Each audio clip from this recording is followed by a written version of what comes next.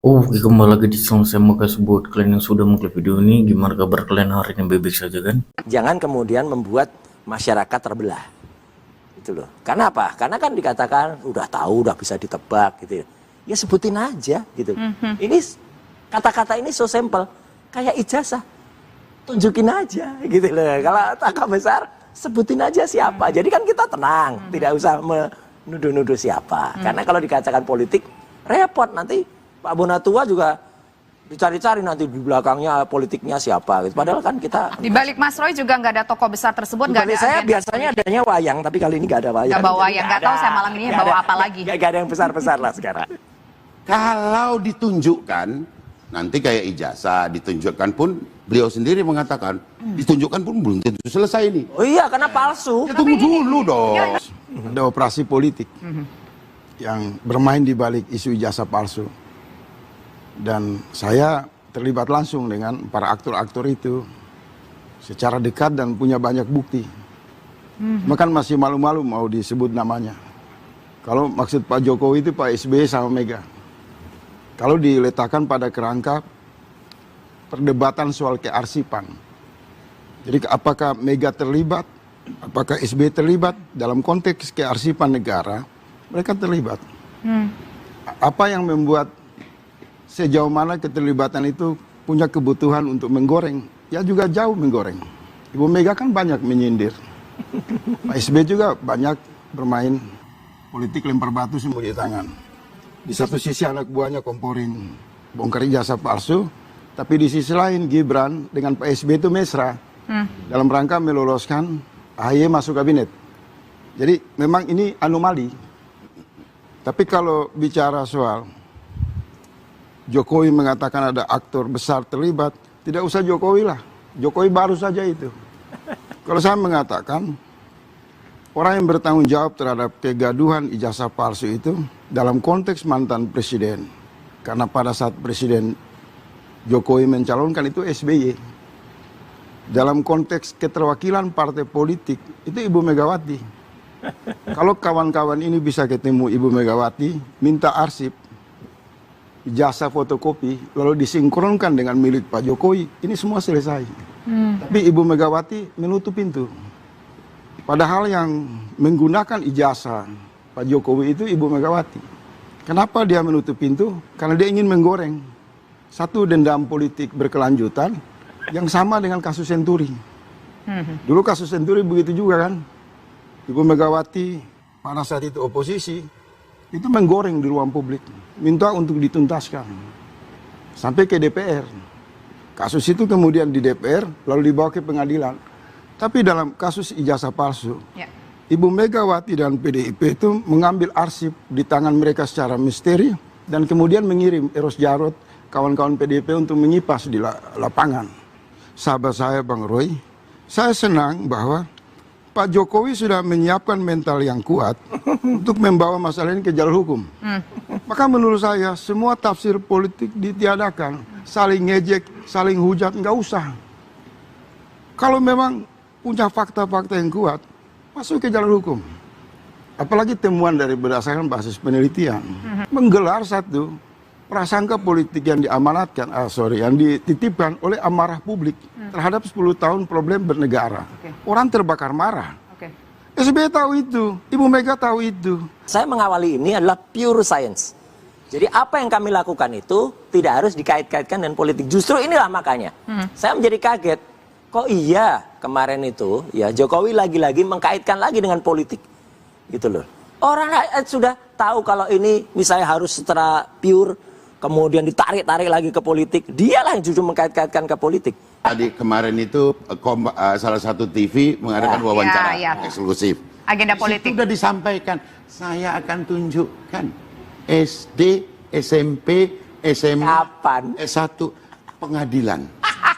Loh, gini, kenapa mesti kemudian kita itu, inilah yang saya katakan tadi bahwa tanpa disadari, Roy Suryo CS sudah masuk dalam framing daripada gerakan politik yang dibangun untuk merusak hubungan antara Pak Jokowi dengan Pak Prabowo. Nggak ada hubungannya, nggak usah. Itu Nggak usah 4 rusak tahun, sendiri kan. Mbak, 4 tahun itu bukan kecil effort yang dibutuhkan. Kuat terus, Abang mau walaupun bilang- tadi dikatakan ini sudah agak kurus sedikit. Apakah karena tekanan atau memang ada Enggak lah. olahraga? Memang diet kita olahraga. Banyak pikiran. Kan? Berlatih untuk diet. Iya. Oke. Nah, jadi sabar saja, tunggu saja. Nanti uji bersama-sama. Termasuk saya ingin menguji ijazah Pak Jokowi di tempat yang benar. Bukan demi kepuasan sepihak Mas Suryo dan Ayolah. Kanjeng Raden Tumenggung ini. Tidak, gitu. Nah, dan satu lagi Mas, camkan dalam hati ini sebagai teman. Anda hanya bagian remah kecil. Lah, kebalik nih kata-kata Ya, teman saya kan Anda dibalik. kecil, kan Anda Enggak kecil. lah, Sebentar dulu dong. remah-remah itu partai PSI itu Sebentar tadi. dulu. Hanya pion. Anda hanya sebagian remah kecil daripada gerakan politik, operasi politik yang sedang dibangun. Silakan Bang Faisal. Saya menyesal karena masuk dalam kultur premanisme ini. Saya nggak merasakan satu pendekatan psikologi dari seorang ilmuwan, apalagi menyebut diri peneliti. Ini yang Dengerin menjadi Panci. fokus pembicaraan itu satu tuduhan yang sangat strategi, menyangkut dengan orang yang pernah menjadi jabatan presiden. Nah itu. Ini bukan camat, bukan lurah. Gaya premanisme dengan klaim penelitian, buku yang ditampilkan dalam kultur ini agak, sebagai orang pernah di kampus ya, maaf, nggak ada seperti itu. Dan saya mau ngomong Mas Roy Surya, Ya. saya sering menggunakan istilah yang disederhanakan saja. Isu ini soal pembuktian benar atau salah, asli atau palsu. Per hari ini dalam kesadaran saya sebagai warga negara, semua orang menunggu. Perdebatan itu di jalur hukum.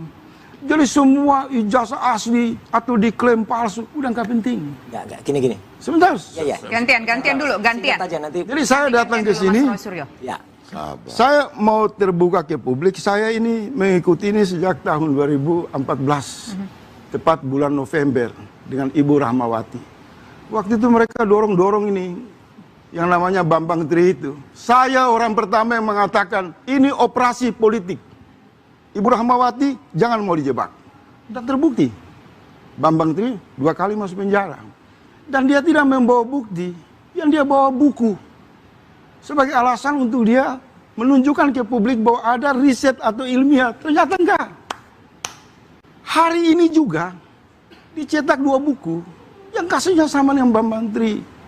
Kalau saya mau jujur ke publik, udahlah. Orang-orang ini tidak mewakili karakter intelektual. Oke. Nyinyiran, berdebat dengan gaya-gaya premanisme. Kalau Mas Roy mau ini masuk ke jalur akademis, saya sarankan sederhana. Fakultas Hukum UI, Fakultas Hukum UGM, 5 kampus saja. Duduk menggelar sidang akademis. Anda peneliti, bawa data. Anda peneliti, bawa data.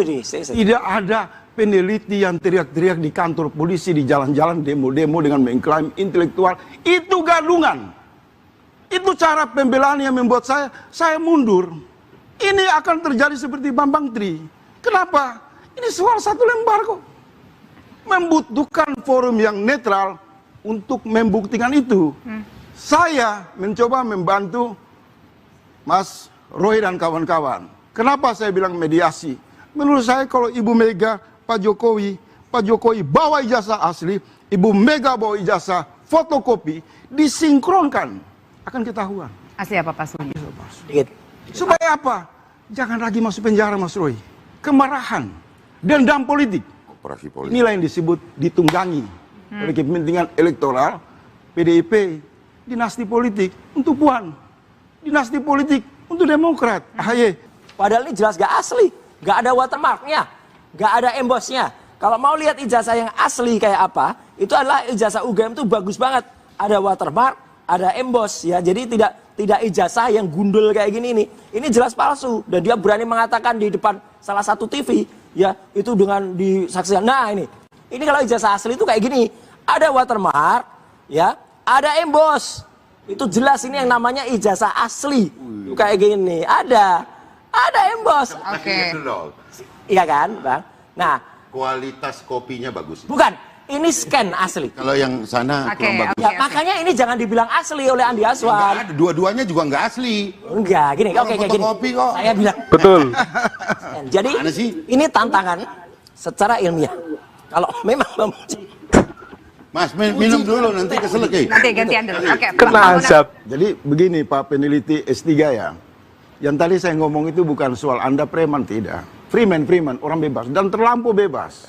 Sehingga objek penelitian itu terlalu luas. Tapi menurut saya dalam tradisi orang-orang berilmu itu, yang disebut penegakan data valid, itu harus ada otoritas. Satu wilayah yang memang mengakomodir pembuktian. Misalnya kampus, atau BRINS, atau LIPI. Saya lihat Anda ini semua, bawa-bawa buku ini nggak beda sama Bambang Tri. Rulai. Enggak, sebentar dulu. Mas Bambang Tri begitu juga. Wah ini karya ilmiah, ini Jokowi undercover, ini 17 halaman. Menurut saya, ini nggak penting. Ini 1 halaman saja. Pemiliknya Jokowi, penggunanya PDIP. Anda ketuk pintu Ibu Megawati, tolong bantu anak bangsa, buka arsip. Lalu sinkronkan. Tapi kalau semua ini kan, baik kubu Jokowi maupun kubu Anda, ini berantem soal fotokopi yang sudah beredar luas di publik. Tapi kalau menurut Bang Faisal gini deh, ini kan kita bertanya-tanya, sebenarnya mungkin ada yang Saya berpikir. mau masuk ke poin. Oke, Ya. silakan. Kenapa tidak masuk ke jalur itu untuk meminta partai yang mengusung Pak Jokowi Tadi bertanggung udah jawab? via email. Karena isu ini memang mau digoreng. Pernah nggak jujur aja? Pernah nggak baca buku Jokowi White Paper secara lengkap? Saya nggak mau. Lah ya itu nggak mau baca buku mau bisa jangan itu. Jangan. Mas, Itu perspektif, Mas, Anda jangan punya cara bicara begitu. Jangan, kalau Dengar nggak pernah dulu. baca bukunya. Anda tanya saya kan? Lah iya makanya. Anda tanya, Anda mau dapat jawaban nggak? Masa peneliti begini, Cak? Anda tanya saya. Ya makanya Kenapa pernah saya nggak tidak baca? Sederhana aja, pernah nggak baca? Kenapa saya tidak Nggak baca? dijawab, nggak Iya. pernah. Kenapa saya tidak baca? Lah ya itu Pertama, marah, bro. karena Anda sudah banyak menjelaskan buku itu ke ruang publik. Lain, Saya- detail banget. Jangan ngeles begini, ini bukan ciri peneliti. Kalau Anda bawa ijazah kayak begini propagandanya, menurut saya yang ikut Anda saja, saya ragu. Aduh. Saya orang bukunya. yang memfasilitasi kalian, mencoba membuat kajian, saya kebingungan. Apa ini yang mau diperjuangkan? Hanya modal fotokopi lewat media Cukup sosial. jawabannya bahwa Oke. belum baca. Jadi di tempat ini saya mau menyatakan kepada seluruh pendukung saya, pendukung Bang Roy, kejadian di sini dengan Bang Refli saya minta maaf. Sebenarnya dari 4 bulan lalu saya sudah mengatakan pendekatan ini sama dengan Mas Bambang Tri. Kenapa? Daging 1 kilo, bumbunya 1 ton. Oke. 1 lembar kertas, tapi Baca deh, Bu. terlalu banyak propaganda politiknya. Saya mau jujur begini. Kawan-kawan yang mengusung ijazah palsu ini, 90% ini mantan pejabat, bukan oposisi. Apa Ingat yang ya, bisa ditangkap mantan dari itu? pejabat dan rata-rata pendukungnya itu lansia. Ini kita punya data. Maksudnya. Mengarah kemana Bang Oleh Faisal? sebab itu saya sudah menarik diri karena saya lihat kok semua ini mantan pejabat, lawan mantan presiden. Dan yang terlibat juga mantan-mantan presiden, mantan-mantan menteri. Ya kan? Oke. Dalam konteks itu barangkali ada satu romantisme kekuasaan yang masih berlanjut. Kalau dulu orang pensiun itu kan hobi pelihara bunga. Sekarang pejabat kita tuh kalau pensiun, uang pensiunnya dipakai untuk saling menghujat, bikin media sosial, baku benci dan satu sama lain. Oh, itu dia video gimana menurut kalian dan sampai bertemu di video saya selanjutnya. Buat